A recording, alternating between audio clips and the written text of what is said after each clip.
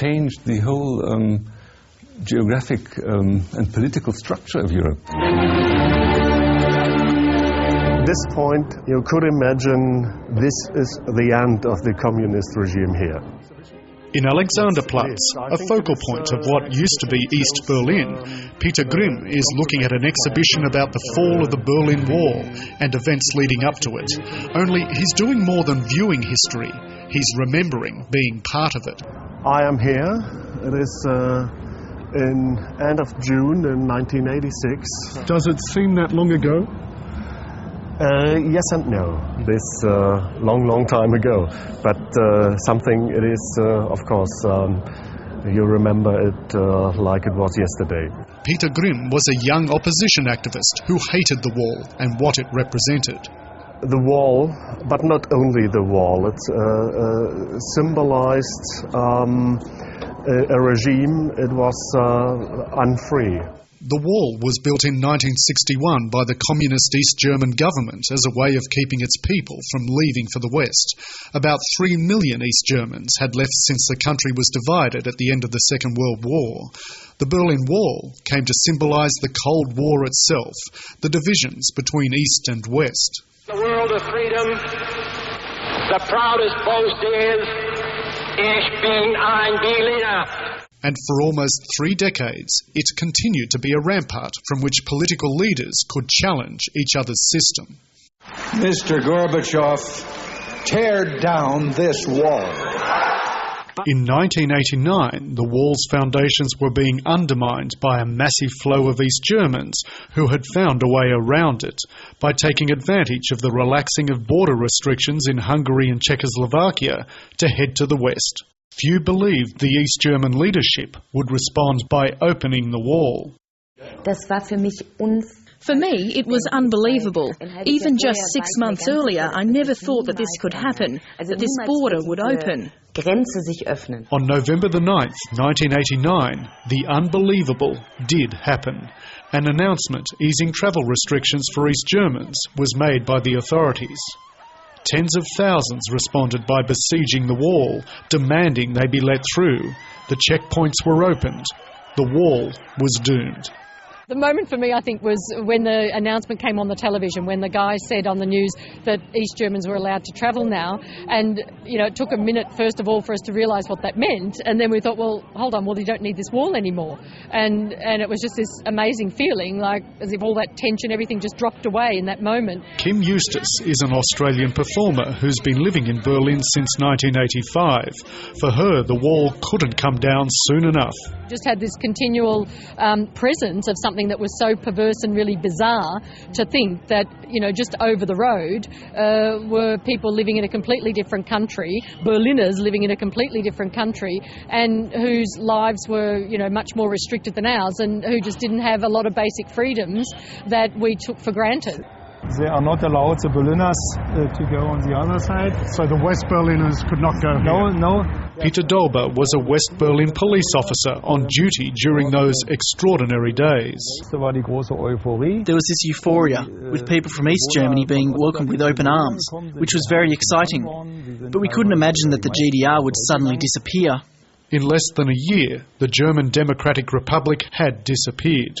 Germany was reunified. Yet before then, as the wall was opening, the ripples were spreading even further. Vladimir Kulagin was a high-ranking official in the foreign ministry in the Soviet Union, and he remembers thinking that the fall of the wall meant the end of the Warsaw Pact. Feelings were that it was inevitable somehow. We could not stop it. It was faster than we imagined. For some, the pace of change brought hope. That's the birds of freedom. Rosemary Schinsler was one of the first artists in 1990 to redefine the wall, turning it into a canvas for creativity. Now, one of the few remaining sections of the wall that once stretched for more than 150 kilometres has become one long outdoor art gallery. Yet others remember a time of great turmoil, even anger.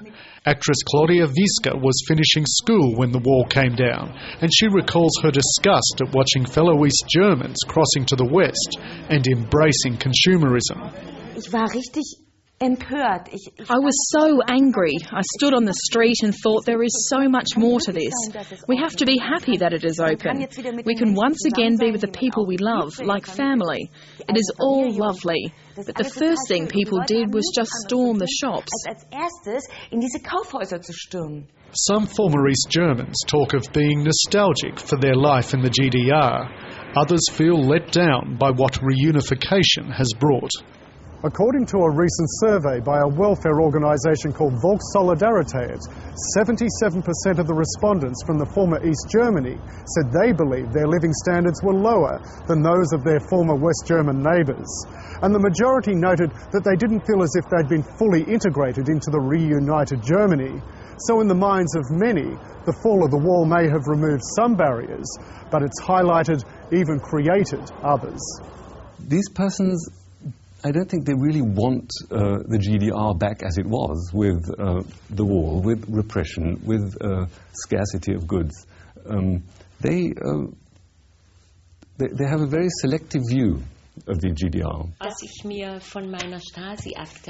Retired opera singer Ingrid Thalheim remembers all too well the repressions imposed by the East German regime. She only has to look at her file, kept by the secret police, to remind her. But she says at least that system offered employment security, something she worries about for her grandson amid the economic uncertainties of the new Germany. I certainly have worries what future he will have, with training for a job and how much money he will earn. Still, as Berlin prepares to commemorate 20 years since the wall came down, thoughts today are not so much on the future, but how much the city has changed since 1989, and about how much the world has changed. The collapse of the Berlin Wall, I believe, is the number one event in the 20th century. Why is that? Because the communist experiment, which Russians decided to take on themselves, it failed. And Berliners will be thinking about how their lives changed after the 9th of November 1989. There's a feeling, yes, we were successful, we have done the right things. I think the most of all are so happy that we are now together and we want people.